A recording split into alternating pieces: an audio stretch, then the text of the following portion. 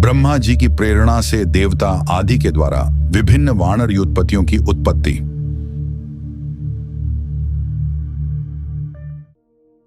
जब भगवान विष्णु महामनस्वी राजा दशरथ के पुत्र भाव को प्राप्त हो गए, तब भगवान ब्रह्मा जी ने संपूर्ण देवताओं से इस प्रकार कहा, देवगण, भगवान विष्णु सत्य प्रतिज्ञ वीर और हम सब लोगों के हितैषी हैं।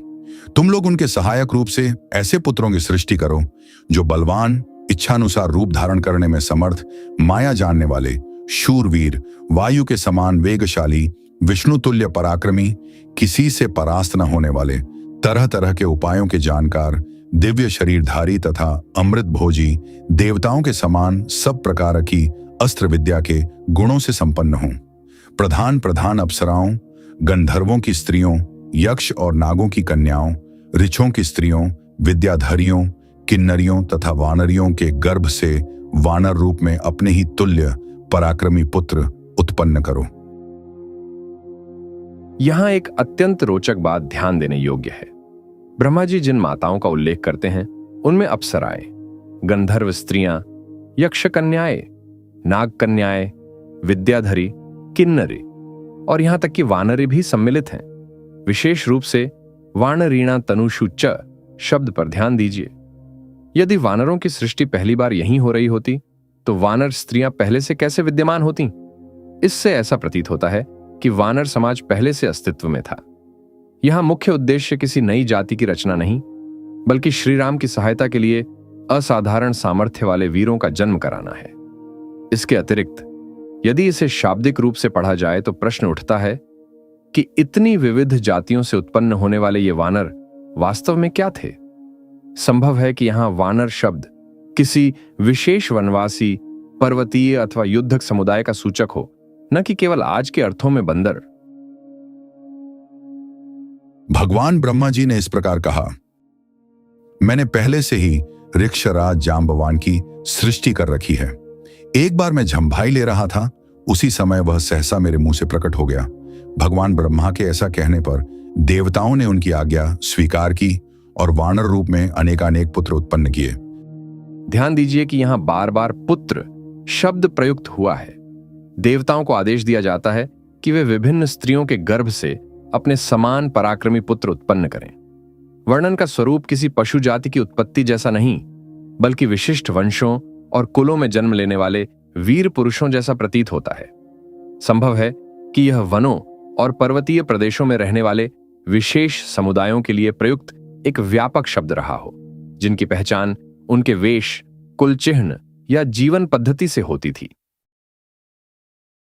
महात्मा, ऋषि, सिद्ध, विद्याधर, नाग और चरणों ने भी वन में विचरने वाले वानर भालुओं के रूप में वीर पुत्रों को जन्म दिया। देवराज इंद्र ने वानर राज वाली को पुत्र रूप में उत्पन्न किया, जो महेंद्र पर्वत के समान विशालकाय और बलिष्ठ था। तपने वालों में श्रेष्ठ भगवान सूर्य ने सुग्रीव को जन्म दिया। बृहस्पति ने तार नामक महाकाय वानर को उत्पन्न किया, जो समस्त वानर सरदारों में परम बुद्धिमान और श्रेष्ठ था। तेजस्वी वानर गंधमादन कुबेर का पुत्र था। विश्वकर्मा ने नल नामक महान वानर को जन्म दिया। अग्नि के समान तेजस्वी श्रीमान नील साक्षात अग्निदेव का ही पुत्र था। वह पराक्रमी वानर तेज, यश और बलवीर्य में सबसे बढ़कर था। रूप वैभव से संपन्न सुंदर रूप वाले दोनों अश्विनी कुमारों ने स्वयं ही मैंद और द्विविद को जन्म दिया था। वरुण ने सुषेण नामक वानर को उत्पन्न किया और महाबली पर्जन्य ने शर्भ को जन्म दिया। हनुमान नाम वाले ऐश्वर्यशाली वानर वायु देवता के औरस पुत्र थे। उनका शरीर वज्र के समान सुदृढ़ था। वे तेज चलने में गरुड़ के समान थे। सभी श्रेष्ठ वानरों में वे सबसे अधिक बुद्धिमान और बलवान थे। इस प्रकार कई हजार वानरों की उत्पत्ति हुई। वे सभी रावण का वध करने के लिए उद्यत रहते थे। उनके बल की कोई सीमा नहीं थी। वे वीर, पराक्रमी और इच्छानुसार रूप धारण करने वाले थे। गजराजों और पर्वतों के समान महाकाय तथा महाबली थे। रीछ, वानर तथा गोलांगुल जाति के वीर शीघ्र ही उत्पन्न हो गए। जिस देवता का जैसा रूप, वेश और पराक्रम था, उससे उसी के समान पृथक पृथक पुत्र उत्पन्न हुआ। लंगूरों में जो देवता उत्पन्न हुए वे देवावस्था की अपेक्षा भी कुछ अधिक पराक्रमी थे। कुछ वानर रीछ जाति की माताओं से तथा कुछ किन्नरियों से उत्पन्न हुए। देवता, महर्षि, गंधर्व, गरुड़, यशस्वी यक्ष, नाग, किमपुरुष, सिद्ध, विद्याधर तथा सर्प जाति के बहुसंख्यक व्यक्तियों ने अत्यंत हर्ष में भरकर सहस्रों पुत्र उत्पन्न किए। देवताओं का गुण गाने वाले वनवासी चारणों ने बहुत से वीर विशालकाय वानर पुत्र उत्पन्न किए। वे सब जंगली फल मूल खाने वाले थे। मुख्य मुख्य अप्सराओं, विद्याधरियों, नाग कन्याओं तथा गंधर्व पत्नियों के गर्भ से भी इच्छानुसार रूप और बल से युक्त तथा स्वेच्छानुसार सर्वत्र विचरण करने में समर्थ वानर पुत्र उत्पन्न हुए। वे दर्प और बल में सिंह और व्याघ्रों के समान थे। पत्थर की चट्टानों से प्रहार करते और पर्वत उठाकर लड़ते थे। वे सभी नख और दांतों से भी शस्त्रों का काम लेते थे। उन सबको सब प्रकार के अस्त्र शस्त्रों का ज्ञान था। वे पर्वतों को भी हिला सकते थे और स्थिर भाव से खड़े हुए वृक्षों को भी तोड़ डालने की शक्ति रखते थे। अपने वेग से सरिताओं के स्वामी समुद्र को भी क्षुब्ध कर सकते थे। उनमें पैरों से पृथ्वी को विदीर्ण कर डालने की शक्ति थी। वे महासागरों को भी लांघ सकते थे। वे चाहें तो आकाश में घुस जाएं, बादलों को हाथों से पकड़ लें तथा वन में वेग से चलते हुए मतवाले गजराजों को भी बंदी बना लें। घोर शब्द करते हुए आकाश में उड़ने वाले पक्षियों को भी वे अपने सिंहनाद से गिरा सकते थे। ऐसे बलशाली और इच्छानुसार रूप धारण करने वाले महाकाय वानर यूथपति करोड़ों की संख्या में उत्पन्न हुए थे। वे वानरों के प्रधान यूथों के भी उत्पत्ति थे। उन यूथपतियों ने भी ऐसे वीर वानरों को उत्पन्न किया था जो यूथपों से भी श्रेष्ठ थे। वे और ही प्रकार के वानर थे, इन प्राकृत वानरों से विलक्षण थे। उनमें से सहस्रों वानर यूथपति ऋक्षवाण पर्वत के शिखरों पर निवास करने लगे। दूसरों ने नाना प्रकार के पर्वतों और जंगलों का आश्रय लिया।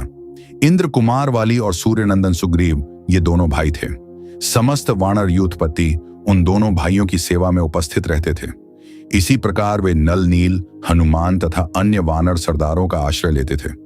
वे सभी गरुड़ के समान बलशाली तथा युद्ध की कला में निपुण थे।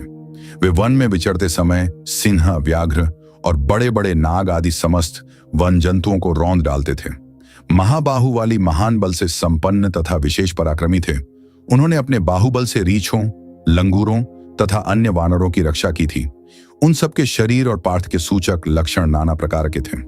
वे शूरवीर वानर पर्वत, वन और समुद्रों सहित समस्त भूमंडल में फैल गए।